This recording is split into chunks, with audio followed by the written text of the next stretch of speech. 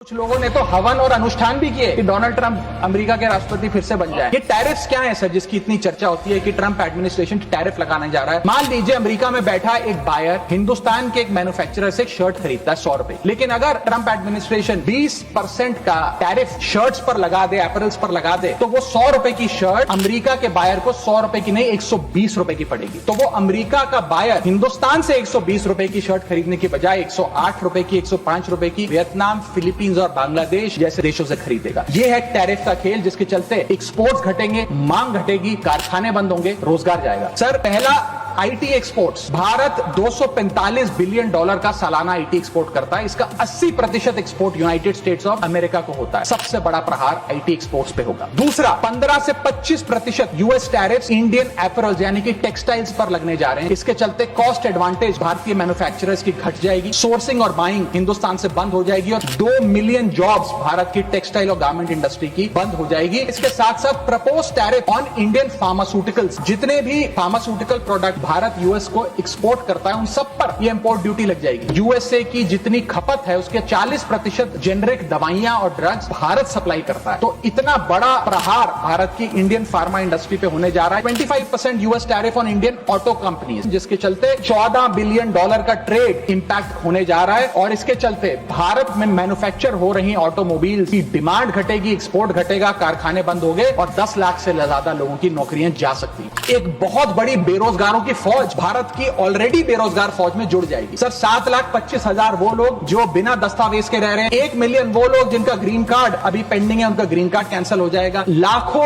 H1B visa applicant जिनका अभी H1B visa मिलना अब नामुमकिन सा हो गया है। और उसके अतिरिक्त भारत में जो टेक्सटाइल्स, फार्मा, आईटी और ऑटोमोबाइल इंडस्ट्री है उसमें जॉब ले ऑफ्स होंगे। सर मेरा आखिरी पॉइंट, भारत की फॉरेन इनवर्ड रेमिटेंसेस घट जाएंगी, भारत का फॉरेक्स रिजर्व घटेगा। सर वर्ष 2024 में डॉक्यूमेंटेड एंड अनडॉक्यूमेंटेड प्रवासी भारतीय जो यूएस में रहते हैं उन्होंने कुल मिलाकर 111 बिलियन डॉलर भारत भेजे। यानी कि जब उनकी नौकरियां ही नहीं रहेंगी तो वो क्या पैसा भेजेंगे। जब वो पैसा नहीं भेजेंगे तो भारत के फॉरेक्स रिजर्व्स घटेंगे और फॉरेक्स रिजर्व्स घटने की वजह से रुपया और कमजोर होगा और डॉलर और मजबूत होगा। सर भारत की कॉर्पोरेट टैक्स कलेक्शंस में 3 से 4 हजार करोड़ का नुकसान होने जा रहा है और इन्फोसिस, टीसीएस जैसी बड़ी बड़ी कंपनियां अब 80 से 90% अमरीकी लोगों को नौकरियां देंगी। भारतीय जो H1B वीजा पे वहां काम कर रहे हैं उनको निकालने का काम शुरू होने जा रहा है। कुछ लोगों ने तो हवन और अनुष्ठान भी किए कि डोनाल्ड ट्रंप अमेरिका के राष्ट्रपति फिर से बन जाए, लेकिन उसके बदले हमें हासिल क्या हुआ, पहला झटका जो ट्रंप एडमिनिस्ट्रेशन ने दिया वो भारत को दिया।